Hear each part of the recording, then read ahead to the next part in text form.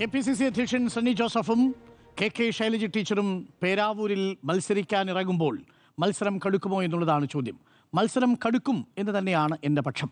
അതിനു മുമ്പ് നേരത്തെ നമ്മുടെ ചർച്ചയിൽ ഉരുത്തിരിഞ്ഞ രണ്ട് പ്രധാനപ്പെട്ട പരാമർശങ്ങളോട് പ്രതികരിക്കാതെ പോകുന്നത് ശരിയല്ല. ഒന്ന്, ഒതുക്കാനുള്ള ശ്രമമാണോ എന്ന് ചിലർക്കെങ്കിലും സംശയമുണ്ടാവുന്നു. രണ്ടാമത്തത്, ഈ സ്ത്രീ പ്രാതിനിധ്യം എന്നുള്ളത് എത്രമേൽ ബുദ്ധിമുട്ടിയാണ് നേരിടുന്നത് എന്ന ശരിയായൊരു പ്രസ്താവന സ്മൃതിയുടെ ഭാഗത്തു നിന്നുണ്ടായി. അത് ശരിയുമാണ്. നമ്മുടെയൊക്കെ രാഷ്ട്രീയ ഇടങ്ങളിലേക്ക് സ്ത്രീകൾ കടന്നു വരുന്നതിന് അവർ നേരിടുന്ന ബുദ്ധിമുട്ടുകൾ, അത് ആ സാമൂഹിക വ്യവസ്ഥ ഇപ്പോഴും പാകമാകാത്തൊരു സാഹചര്യമുണ്ട് എന്ന് പറയുമ്പോഴും എനിക്കൊരു കാര്യം നമ്മുടെ സഹപാനലിസ്റ്റുകളോട് ചോദിക്കാനുണ്ട്. നിങ്ങളുടെ ഓർമ്മയിൽ PK ജയലക്ഷ്മി അല്ലാതെ മറ്റേതെങ്കിലും ഒരു കോൺഗ്രസ് വനിതാ മന്ത്രിയുടെ പേര് തെളിഞ്ഞു വരുന്നുണ്ടോ? മുഖ്യമന്ത്രിയാവാൻ ഒരു വനിതാ നേതാവിൻ്റെ പേര് എപ്പോഴെങ്കിലും കേരളത്തിൽ കോൺഗ്രസ് നേതൃത്വം ചർച്ച ചെയ്തിട്ടുണ്ടോ? കെ ശൈലജയെ പോലെ. ഇനി ഒരു കണക്കൂടി ഞാൻ പറയാം. അത് ആര്? കോൺഗ്രസാ? KR ഗൗരിയമ്മയെ ഏറ്റവും പ്രധാനപ്പെട്ട തസ്തികയിലേക്ക് എത്തിച്ചിരിക്കുന്നത് മന്ത്രിയാക്കിയത് ഇടതുപക്ഷമാണ്. അതേ KR ഗൗരിയമ്മയെ മുഖ്യമന്ത്രി സ്ഥാനത്തേക്ക് കൊണ്ടുവരുന്നതിനെ കുറിച്ചുള്ള ചർച്ചകൾ നടന്നു. പിന്നീട് സുശീല ഗോപാലന്റെ പേര് നിർദ്ദേശിക്കുന്ന സാഹചര്യം ഇതൊക്കെ നമ്മൾ കണ്ടതാ. നോക്കൂ, എത്രയെത്ര മന്ത്രിമാരുടെ, വനിതാ മന്ത്രിമാരുടെ പേര്. അത് പോരാ എന്നാണ് എൻ്റെ അഭിപ്രായം. എങ്കിൽ പോലും കോൺഗ്രസിനെ അപേക്ഷിച്ച് എത്രയധികം സ്ത്രീ പ്രാതിനിധ്യമാണ് LDF മിനിസ്റ്റർ കൊടുത്തിരിക്കുന്നത്. ഈ മന്ത്രിസഭയിൽ നോക്കൂ, കേരളത്തിൽ നിങ്ങൾക്ക് കോൺഗ്രസ് വനിതാ മന്ത്രിമാരുടെ പേര് ഓർമ്മയുണ്ടോ എന്ന ചോദ്യത്തിന് മുന്നിൽ പകച്ചു നിൽക്കുമ്പോൾ കേരളത്തിലെ വനിതാ മന്ത്രിമാരുടെ പേര് എണ്ണി പറഞ്ഞാൽ പ്രേക്ഷകർക്ക് ഉത്തരവില്ല. തുടക്കത്തിലേ പറഞ്ഞു കേട്ടോ, കോൺഗ്രസും CPM-ഉം പൊതുവെ രാഷ്ട്രീയ പാർട്ടികളൊക്കെ തന്നെ എടുക്കുന്നത് അതിൽ ഒരു അപവാദം BJP ആണ്. BJP പലപ്പോഴും എന്തൊക്കെ പറഞ്ഞാൽ അവർ വനിതകളെ കൊണ്ടുവരികയും അവരെ പ്രോത്സാഹിപ്പിക്കുകയും കൂടുതൽ സ്ഥാനാർത്ഥികളെ നിർത്തുകയും ചെയ്യുന്നുണ്ട്. ഭരിക്കാത്തല്ല, നല്ല പോരാട്ടം തന്നെ നടക്കുന്നുണ്ട്. നല്ല പോരാട്ടം കാഴ്ചവെക്കുന്നവരുണ്ട്. സംസ്ഥാനങ്ങളിൽ എങ്ങനെയാണ് വെട്ടുന്നത് നമുക്ക് കാണാമല്ലോ. ഉത്തരേന്ത്യയിൽ എന്റെ പോയിന്റ് ഇതാണ്. അപ്പോൾ നമുക്കതിനെ സമീകരിക്കാനാവില്ല എന്നുള്ളതാണ് എൻ്റെ ആദ്യത്തെ പോയിന്റ്. ഇടതുപക്ഷത്തെയും കോൺഗ്രസിനെയും നമ്മൾ താരതമ്യം ചെയ്യാനേ കഴിയില്ല എന്നുള്ളതാണ്. സ്ത്രീ പ്രാതിനിധ്യവുമായി ബന്ധപ്പെട്ട വിഷയത്തിൽ ഇത്തവണ 3 വനിതാ മന്ത്രിമാരുണ്ട് ഈ മന്ത്രിസഭയിൽ. റെക്കോർഡാണ്. അത്രയും പോരാ എന്നതാണ് എൻ്റെ പക്ഷം. ചുരുങ്ങിയത് 5 or 6 വനിതാ മന്ത്രിമാരെങ്കിലും ഒരു മന്ത്രിസഭയിൽ എത്തുമ്പോഴാണ് ആ വനിതാ പ്രാതിനിധ്യം ശരിയാവുക. പക്ഷേ കോൺഗ്രസിൻ്റെ എവിടെ? ഇതുവരെയുള്ള ചരിത്രത്തിൽ എത്ര വനിതാ മന്ത്രിമാരുണ്ടായിട്ടുണ്ട്? ഉത്തരയില്ലല്ലോ. ആകെയുള്ളത് ഒരാളുടെ പേരെടുത്ത് കാണിക്കുക. ആ മന്ത്രി എവിടെ? ആ മന്ത്രിക്ക് പിന്നീട് കോൺഗ്രസിൽ എന്തെങ്കിലും സ്ഥാനം കൊടുത്തോ? കോൺഗ്രസിലെ വനിതാ പ്രധാനമന്ത്രിയും പാർട്ടി അധ്യക്ഷയും വനിതാ പ്രധാനമന്ത്രിക്ക് ശേഷം സ്വന്തം നിലയിൽ ആർജിച്ചെടുത്ത് ഇന്ദിരാഗാന്ധിയുടെ പാർട്ടി അധ്യക്ഷയുമായി മാറിയതിനു ശേഷം എങ്ങനെയാണ് പിന്നീട് വിവിധ സംസ്ഥാനങ്ങളിൽ വനിതാ മന്ത്രിമാരെ വെട്ടിയതെന്നുള്ളത് നമ്മുടെ ചരിത്രമില്ല. അത് പറഞ്ഞാൽ മതി. പക്ഷേ സമീകരിക്കാനുള്ള ശ്രമം നടന്നു എന്നുള്ളത് കൊണ്ടാണ് എനിക്കതിനകത്ത് വിശദീകരിക്കുന്നത്.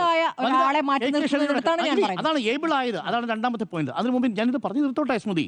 അപ്പോൾ കഴിഞ്ഞ തവണ 2 വനിതാ മന്ത്രിമാരുണ്ടായിരുന്നു.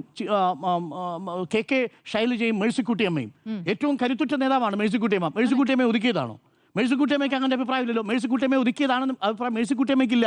KK ശൈലജയെ മത്സരിക്കാൻ വരുന്ന സമയത്ത്, അതായത് ഈ CPM-ലെ മന്ത്രിമാരുടെ കാര്യത്തിൽ ഒരു പ്രധാനപ്പെട്ട കാര്യം എന്താണെന്ന് വെച്ചാൽ, അവർ ഭരിക്കുന്ന സമയത്തും അവരവരുടെ മണ്ഡലത്തിൽ തുടർന്നു കഴിഞ്ഞാൽ KK ശൈലജ ടീച്ചറെ പ്രതിപക്ഷം ആക്ഷേപിച്ചത് എങ്ങനെയൊക്കെയാ?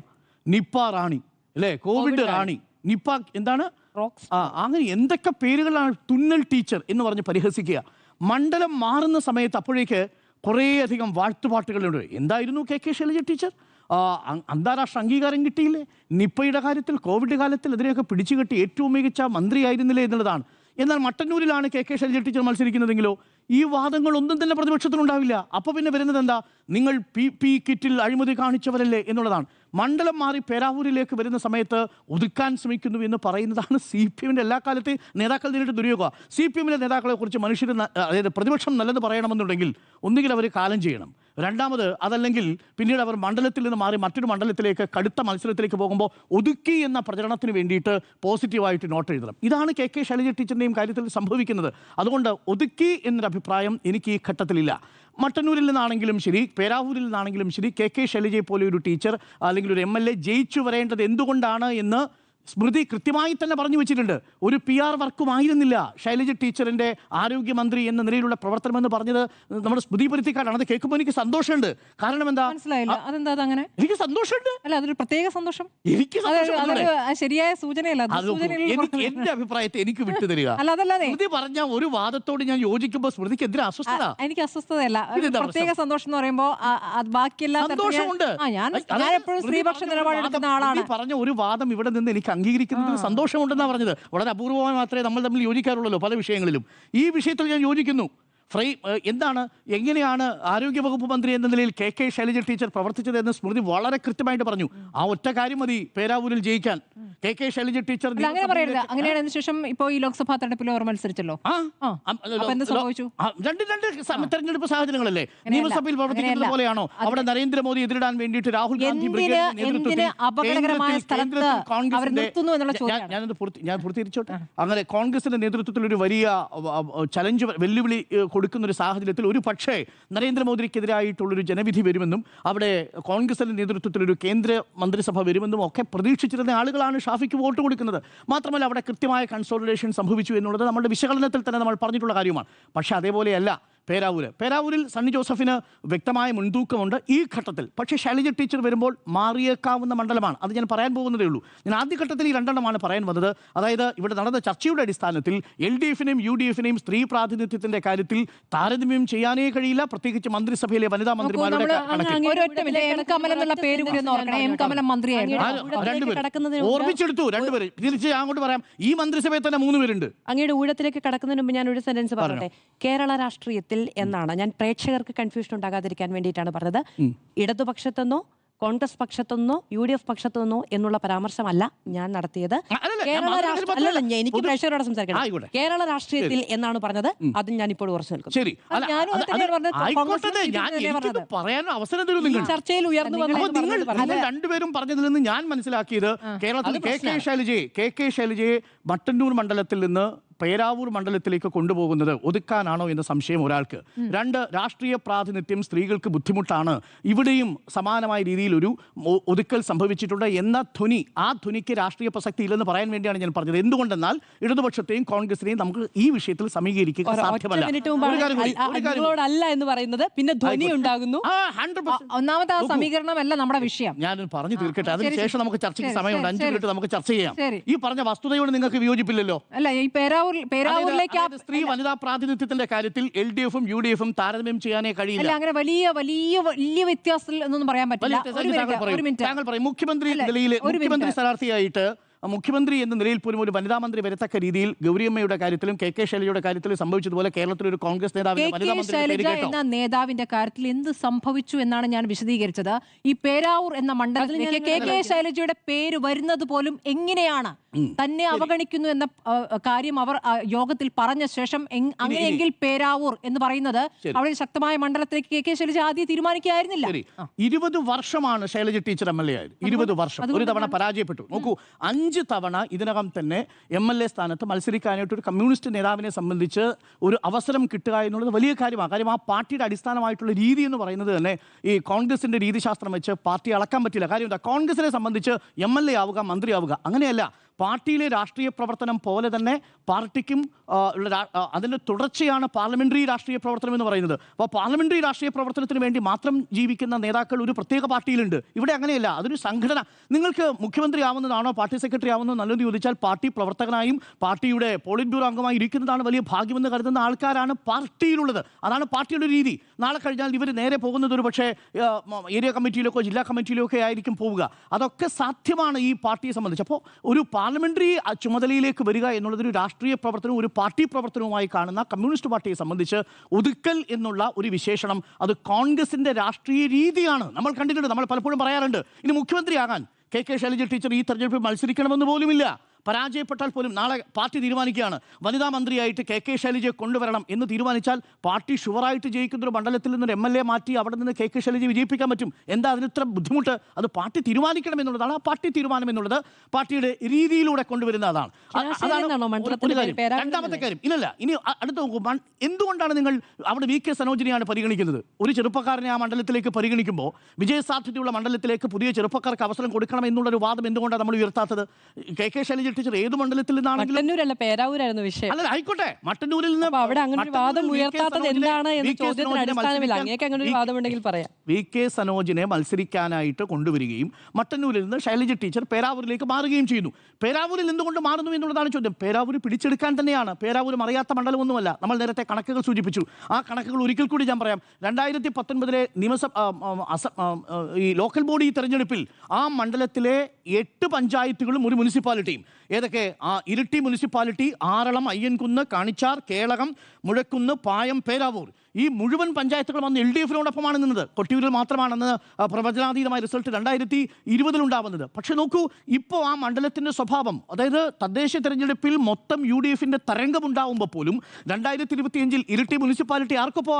ഇരിട്ടി മുനിസിപ്പാലിറ്റി നേരിയ മുൻതൂക്കത്തോടു കൂടിയാണെങ്കിലും LDF-നോടൊപ്പമാണ്. ഇരിട്ടി മുനിസിപ്പാലിറ്റി, പായം പഞ്ചായത്ത് LDF-നോടൊപ്പമാണ്. പേരാവൂർ പഞ്ചായത്ത് LDF-നോടൊപ്പമാണ്. മുഴക്കുന്ന് പഞ്ചായത്ത് LDF-നോടൊപ്പമാണ്. മറുഭാഗത്തോ ആറളവും അയ്യങ്കുന്നും കാണിച്ചാറും കേളകവും കൊട്ടിയൂരുമുണ്ട്. ഈ മണ്ഡലങ്ങളുടെ ഒരു പ്രത്യേകത എന്തെന്ന് വെച്ച് കഴിഞ്ഞാൽ ഇതിൽ 3 മണ്ഡലങ്ങൾ UDF-ന് വലിയ സ്വാധീനമുള്ള മണ്ഡലങ്ങൾ തന്നെയാണ്. അവിടെയാണ് നേരത്തെ പിയാസുനിൽ സൂചിപ്പിച്ചതുപോലെ 2008 മണ്ഡലത്തിൻ്റെ പുനഃക്രമീകരണത്തിനു ശേഷമുള്ള ഇന്നത്തെ അവസ്ഥ വരുന്നത്. അതിനുശേഷമുള്ള തെരഞ്ഞെടുപ്പിൽ UDF-ന് അനുകൂലമായിട്ടുള്ള ഒരു മണ്ഡല പുനഃക്രമീകരണം ആ മണ്ഡലത്തിൽ ഉണ്ടായിട്ടുണ്ട്. സ്ട്രക്ചറലി സംഭവിച്ചിട്ടുണ്ട്, ഡെമോഗ്രഫിക്കലി സംഭവിച്ചിട്ടുണ്ട്. എങ്ങനെയാണെന്ന് വെച്ചാൽ ആ 2008 മുൻപ് ഈ അന്ന് വടക്കേ വയനാട് എന്ന് പറയുന്ന ഒരു കോൺസ്റ്റിറ്റ്യുവൻസി ഉണ്ട്. ആ വടക്കേ വയനാട് എന്ന കോൺസ്റ്റിറ്റ്യുവൻസിയിൽ നിന്ന് 2 പ്രധാനപ്പെട്ട പഞ്ചായത്തുകൾ ഇങ്ങോട്ട് വരുന്നുണ്ട്. അതിലൊന്ന് കൊട്ടിയൂരും മറ്റൊന്ന് കേളകവുമാണ്. ഈ 2 പഞ്ചായത്തിൻ്റെ പ്രത്യേകത എന്ന് പറഞ്ഞാൽ അത് വടക്കേ വയനാട്ടിലെ കോൺഗ്രസ് ഡൊമിനേറ്റഡ് ആയിരുന്ന പ്രധാനപ്പെട്ട പഞ്ചായത്തുകളാണ്. ആ പഞ്ചായത്തുകൾ കൊട്ടിയൂരേക്ക്, നമ്മുടെ പേരാവൂരേക്ക് വരുന്നു. അതേപോലെ കണിച്ചാർ പഞ്ചായത്ത്, കൂത്തുപറമ്പിലുണ്ടായിരുന്ന കണിച്ചാർ പഞ്ചായത്തും പേരാവൂരിലേക്ക് വരുന്നു. പകരം പടിയൂർ പഞ്ചായത്ത് LDF-ന് വലിയ ഡൊമിനൻസ് ഉണ്ടായിരുന്നാണ് ഞാൻ മനസ്സിലാക്കുന്നത്. ഇത് പേരാവൂരിന് പുറത്തേക്ക് പോകുന്നു. ഇങ്ങനെ അതിനുശേഷം 3 പഞ്ചായത്തുകൾ ഇങ്ങോട്ട് വരികയും ബാക്കി പഞ്ചായത്തുകൾ അങ്ങോട്ട് മാറുകയും ചെയ്തതുപോലെ ഒരു പുനഃക്രമീകരണം സംഭവിച്ചതിന് ശേഷം മണ്ഡലത്തിൽ ഘടനാപരമായി കോൺഗ്രസിന് ഒരു മേധാവിത്വമുണ്ട്. ഇതാണ് യഥാർത്ഥത്തിൽ ഇത്തവണ നറുക്കെടുപ്പിലാണ് UDF-ന് കിട്ടും. പക്ഷെ അവിടെ അതായത് 4-1 എന്ന് വേണമെങ്കിൽ പറയാം. ഇരിട്ടി മുനിസിപ്പാലിറ്റി അടക്കം 4 ഇടങ്ങളിൽ LDF-ഉം ബാക്കി 4 പഞ്ചായത്തുകളിൽ UDF-ഉം ഒരു പഞ്ചായത്തിൽ നറുക്കെടുപ്പിലൂടെ ഭൂരിപക്ഷമേ ഉള്ളൂ. 19,000. അതാണ് രണ്ടാമത്തെ പോയിന്റ്. എന്തുകൊണ്ട് ഇത് വിജയം അസാധ്യമല്ല? 2019 ലോക്സഭാ തെരഞ്ഞെടുപ്പിൽ 19,000 അവിടുത്തെ ലോക്സഭയിലെ ഭൂരിപക്ഷം എന്ന് പറയുന്നത് 19,000. അത് കുറച്ചിപ്പോ 11,000. അത് കുറച്ച് 3,000 നിയമസഭയിലാക്കി ആക്കുമ്പോൾ 2014 ആ കണക്കുകൾ പ്രകാരം ലോക്സഭയിലെ ഭൂരിപക്ഷം കുറച്ച് 3,000 കൊണ്ടുവന്നു. ഇപ്പോൾ അത് 11,000 മാറ്റി. 11,000 എന്ന് പറഞ്ഞാൽ എന്താ? 2020 2019 ലോക്സഭാ തെരഞ്ഞെടുപ്പിൽ കിട്ടിയ ഭൂരിപക്ഷത്തെക്കാൾ കുറവാണ് ഇപ്പോൾ തദ്ദേശ തെരഞ്ഞെടുപ്പിൽ കിട്ടിയിരിക്കുന്ന 11,000 എന്ന് പറയുന്നത്. എന്ന് പറഞ്ഞാൽ അതിനർത്ഥം ആ മണ്ഡലത്തിന് UDF-ന്റെ ഒരു സ്വഭാവം ഉണ്ടെങ്കിൽ പോലും LDF-ന് വളരെ കൃത്യമായി ചിട്ടയായ പ്രവർത്തനം വിജയിക്കാൻ പറ്റും. 2016 2021 2 തരംഗങ്ങളെ അതിജീവിച്ച് ജയിച്ച ആളാണ് സണ്ണി ജോസഫ്. അതിനകത്തൊരു പ്രധാനപ്പെട്ട ഘടകം എന്താണെന്ന് വെച്ച് കഴിഞ്ഞാൽ 2011 ഒരു വലിയ തരംഗം ഉണ്ടായിരുന്നു. അത് മറന്നുപോയി. 2011 തരംഗം ആർക്ക് അനുകൂലമായിരുന്നു? ഉമ്മൻചാണ്ടിക്ക് അനുകൂലമായിരുന്നു. ആ തരംഗത്തിൽ ശൈലജ പരാജയപ്പെടുന്നത് 3,440 വോട്ടിന് മാത്രമാണ്. അതായത് ഉമ്മൻചാണ്ടി വിജയിച്ചു വരുന്ന 2011 സണ്ണി ജോസഫിനോട് കെ ശൈലജ പരാജയപ്പെടുന്നത് കേവലം 3,440 വോട്ടാണ്. ഞാൻ ആ വോട്ടാണ് കാണുന്നത്. ശരി, ലോക്സഭാ തെരഞ്ഞെടുപ്പിലും കൂടി നോക്കണം. നിയോജക മണ്ഡലത്തിലെ 9 തദ്ദേശ സ്ഥാപനങ്ങളിൽ 8ലും UDF-ന് ആധിപത്യമായിരുന്നു. 158 ബൂത്തുകളിൽ 125 ബൂത്തുകളിൽ UDF പാർട്ടി കോട്ടയായ മുഴക്കുന്നിലും പായത്തും അടക്കം 32 ബൂത്തുകളിൽ മാത്രമാണ് LDF-ന് നേരിയ പിന്നീട് കഴിഞ്ഞു. സ്മൃതി പറഞ്ഞ കണക്ക് തന്നെ LDF-ന് ആശ്വാസം പകരുന്ന കണക്കാ. എന്തുകൊണ്ടെന്നാൽ ലോക്സഭ ലോക്സഭയിൽ സമഗ്രാധിപത്യം ഉണ്ടായിരുന്ന അവസ്ഥയിൽ നിന്നാണ് തദ്ദേശ തെരഞ്ഞെടുപ്പ് ആകുമ്പോഴേക്കും 4 ഇടങ്ങളിൽ LDF-ന് ആധിപത്യം വരുന്നത്, ഇരിട്ടി മുനിസിപ്പാലിറ്റി അടക്കം. അതായത് ലോക്സഭയിൽ നിന്ന് തദ്ദേശ തെരഞ്ഞെടുപ്പിലേക്ക് വരുമ്പോൾ LDF അവിടെ വളരുകയാണ്, കൂടുതൽ വളരുകയാണ് ചെയ്യുന്നത്. അപ്പോൾ ഇനി KK ശൈലജയെ പോലൊരു സ്ഥാനാർത്ഥി കൂടി അവിടെ വന്നാൽ ഈ കണക്കുകൾ പ്രകാരം വിജയം എന്നുള്ളത് അസാധ്യമൊന്നുമല്ല എന്നുള്ളതാണ്. പക്ഷെ അതേസമയം തന്നെ എന്താണ് അനുകൂല ഘടകം? മണ്ഡലത്തിൻ്റെ പുനഃസംഘടനയ്ക്ക് ശേഷം ആ മണ്ഡലത്തിനൊരു UDF-ന്റെ സ്വഭാവമുണ്ട് എന്നുള്ളതാണ്. അതിൻ്റെ കാരണം ഞാൻ പറഞ്ഞതുപോലെ കൂട്ടിച്ചേർക്കപ്പെട്ട പഞ്ചായത്തുകളാണ്. അതാണ് 2 പ്രധാനപ്പെട്ട ഘടകങ്ങൾ. മൂന്നാമത്തെ കാര്യം, മണ്ഡലത്തിൽ ആൻറ്റി ഇൻകുംബൻസി ഉണ്ടോ എന്നുള്ളതാണ്. മണ്ഡലത്തിൽ CPM പ്രവർത്തകർ പറയുന്ന ഒരു ആൻറ്റി ഇൻകുംബൻസി ഉണ്ട് എന്ന് പറയുന്നു. അത് MLA അവിടെ നടത്താതെ പോയ വികസന പ്രവർത്തനങ്ങളാണെന്നാണ് പറയുന്നത്. എന്നാൽ സർക്കാരിനെതിരെയുള്ള ആൻറ്റി ഇൻകുംബൻസി നേരത്തെ പിയാസുൽ സൂചിപ്പിച്ചതുപോലെ 2 ഘടകങ്ങളെ ആശ്രയിച്ചിരിക്കും. അതിലൊന്ന് വന്യജീവികളുമായി ബന്ധപ്പെട്ട പ്രശ്നങ്ങൾ, മലയോര കുടിയേറ്റ കർഷകരുമായിട്ട് ബന്ധപ്പെട്ട പ്രശ്നങ്ങൾ. 2 സഭ വളരെ നിർണായകമാണ്. ഇതിൽ 4-5 പഞ്ചായത്തുകളിൽ വളരെ പ്രധാനപ്പെട്ടതാണ്. ആറളം, അയ്യങ്കുന്ന്, അതേപോലെ കേളകം, കൊട്ടിയൂർ, പായം, ഈ പഞ്ചായത്തുകളിലൊക്കെ തന്നെ സഭയുടെ നിലപാടുകൾ വളരെ വളരെ പ്രധാനപ്പെട്ടതാണ്. ഈ 2 ഫാക്ടറുകളെയും മറ്റിടങ്ങളിലെ പോലെയല്ല സഭ പറയുന്നത് കേൾക്കുന്ന കർഷകരാണ് എന്നുള്ളതാണ്. അപ്പോൾ ഈ 2 ഘടകങ്ങളും പേരാവൂരിൽ വളരെ വളരെ നിർണായകമായിട്ടുള്ള ഘടകങ്ങളാണ്. ഇതിനോടൊപ്പമാണ് പിയാസുൽ നേരത്തെ സൂചിപ്പിച്ച സണ്ണി ജോസഫിന്റെ എല്ലാ ജനങ്ങളിലേക്കും റീച്ച് ഔട്ട് ചെയ്യുന്നു എന്നൊരു തോന്നലുണ്ടാവുന്നത്. പക്ഷേ അപ്പോഴും ഉദാഹരണത്തിന് പറയാം, 2 പ്രധാനപ്പെട്ട താലൂക്ക് ആശുപത്രികൾ അവിടെ വന്നിട്ടുണ്ട്.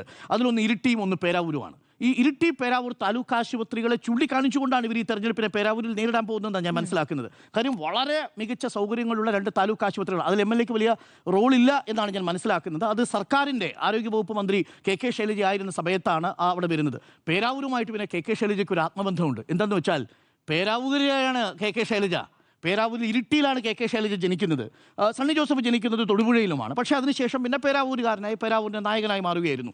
അതുകൊണ്ട് തന്നെ KK ശൈലജയും സണ്ണി ജോസഫും തമ്മിലുള്ള പേരാവൂരിലെ മത്സരം നമുക്ക് അങ്ങ് ഈ പഞ്ചായത്തിലെ കണക്ക് പറഞ്ഞ ഒരു ചെറിയ പ്രശ്നമുണ്ട്. കേളകവും കണ്ണിച്ചറും ആറളവും LDF-ൽ നിന്ന് തിരിച്ചു പിടിച്ചു. UDF-ന്റെ കയ്യിൽ നിന്നുണ്ടായിരുന്ന അയ്യങ്കുന്നും കൊട്ടിയൂരും നിലനിർത്താൻ UDF-ന് കഴിഞ്ഞു. LDF ഭരണത്തിലുള്ള പേരാവൂർ, മുഴക്കുന്ന, പായം പഞ്ചായത്തുകളിലും ഇരിട്ടി നഗരസഭയിലും സ്വാധീനം വർദ്ധിപ്പിക്കാൻ കഴിഞ്ഞു എന്നുള്ള പഞ്ചായത്തിന്റെ നേട്ടമാണ്. ഇരിട്ടി LDF-നോടൊപ്പമാണ്. നോക്കൂ, കേളം കണിച്ചാറ് പഞ്ചായത്തിൽ കൈവിട്ടു പോവുകയുണ്ടായത്. LDF-നെ സംബന്ധിച്ച് 2020 LDF മൊത്തം തദ്ദേശ തെരഞ്ഞെടുപ്പിലെ തരംഗം ഉണ്ടാവുമ്പം പോലും ഈ പേരാവൂർ മണ്ഡലത്തിലെ എല്ലാ പഞ്ചായത്തും കൈയൊഴിച്ചു പോയില്ല. അതാണ് വലിയ തരംഗം ഉണ്ടാകുമ്പോൾ ഇരിട്ടി മുനിസിപ്പാലിറ്റി ഒപ്പം തിരിച്ചു പിടിച്ചത് കേളകവും കണ്ണിച്ചറും ആറളവുമാണ്. ആണപ്പാ 2020 മൊത്തം LDF-നോടൊപ്പമായിരുന്നു. ആ 2020 മൊത്തം LDF-നോടൊപ്പം ഉണ്ടായിരുന്ന ഈ നിലവിൽ പഞ്ചായത്തുകളിൽ എല്ലാം ഒലിച്ചു പോയപ്പോൾ ഈ എല്ലാ മണ്ഡലങ്ങളും ഒലിച്ചു പോയില്ല, പഞ്ചായത്ത് ഒലിച്ചു പോയില്ല. പകരം ഇരിട്ടി മുനിസിപ്പാലിറ്റി ഒപ്പം നിന്നു, പേരാവൂരൊപ്പം നിന്നു, പായം നിന്നു, മുഴക്കുന്ന് നിന്നു. ഇതാണ് കണക്ക്. 2020 തദ്ദേശവും 2001 നിയമസഭയും ആ നിലയ്ക്ക് തന്നെയാണ് വോട്ട് ചെയ്തത്. തർക്കമില്ലാത്ത കാര്യമാണ്. ഇത് അറിയേണ്ട ഒരു പ്രധാനപ്പെട്ട കാര്യമാണ്. ഈ മത്സരത്തിൽ ഈ പറയുന്ന ഫാക്ടേഴ്സ് ഏതൊക്കെ എങ്ങനെ വർക്ക് ചെയ്യും എന്നുള്ളതാണ്. സഭയുടെ രാഷ്ട്രീയം എങ്ങനെ വർക്ക് ചെയ്യും, കുടിയേറ്റ കർഷകരുടെ രാഷ്ട്രീയം എങ്ങനെ വർക്ക് ചെയ്യും, MLA-യോടുള്ള ആന്റി ഇൻകുംബൻസിയോ പ്രോ ഇൻകുംബൻസിയോ എങ്ങനെ വർക്ക് ചെയ്യും. ഈ സണ്ണി ജോസഫ് മുൻപെന്ന് പറയുമ്പോൾ അവിടുത്തെ MLA എന്ന നിലയ്ക്ക് മാത്രമാണ്. ഇപ്പൊ പക്ഷേ KPCC അധ്യക്ഷനാണ്. അത് 2 തരത്തിലുണ്ട്. ഒന്ന്, സംഘടനാ സംവിധാനം ഒരുപക്ഷെ കൂടുതൽ പണിയെടുത്തേക്കും. മറ്റൊന്ന്, അധികാരത്തിലേക്ക് വരുമ്പോൾ സ്വീകരിക്കുന്ന മുഴുവൻ, അതായത് കേരളം മുഴുവൻ ബാധിക്കുന്ന കാര്യങ്ങളിലെ രാഷ്ട്രീയ നിലപാടുകൾ ഒരുപക്ഷെ ചോദ്യം ചെയ്യപ്പെടുകയും ചെയ്യും എന്നുള്ളത്. 2 തരത്തിൽ, പോസിറ്റീവായിട്ട് വേണമെങ്കിലും നെഗറ്റീവായിട്ട് വേണമെങ്കിലും ബാധിക്കാം. അത് എങ്ങനെയാണോ എന്നുള്ളത് മണ്ഡലത്തിൽ ഈ പറയുന്ന ഒരുപാട് ഘടകങ്ങളുണ്ടല്ലോ. സഭാ രാഷ്ട്രീയം, മണ്ഡല പുനഃസംഘടന, അവിടെയുള്ള കർഷകരുടെ രാഷ്ട്രീയം, MLA-യുടെ ഇൻകുംബൻസി, വികസന രാഷ്ട്രീയം, ഇതൊക്കെ ചർച്ച ചെയ്യപ്പെടുന്ന മണ്ഡലമായി മാറും. അതാണ് മത്സരിക്കാൻ തീരുമാനിച്ചിരിക്കുന്നു എന്ന CPM-ന്റെ നിലപാടിന്റെ ഒരു തുടർച്ചയാ പേരുകൂടിയാണ് KK ശൈലജ എന്നാണ് ഞാൻ മനസ്സിലാക്കുന്നത്. അതുകൊണ്ട് പേരാവൂർ കടുക്കുമോ എന്ന ചോദ്യത്തിന് പേരാവൂർ കടുക്കുമെന്ന് തന്നെയാണ് ഞങ്ങൾ 4 പേരുടെയും അഭിപ്രായം. യെസ് എന്ന് 4.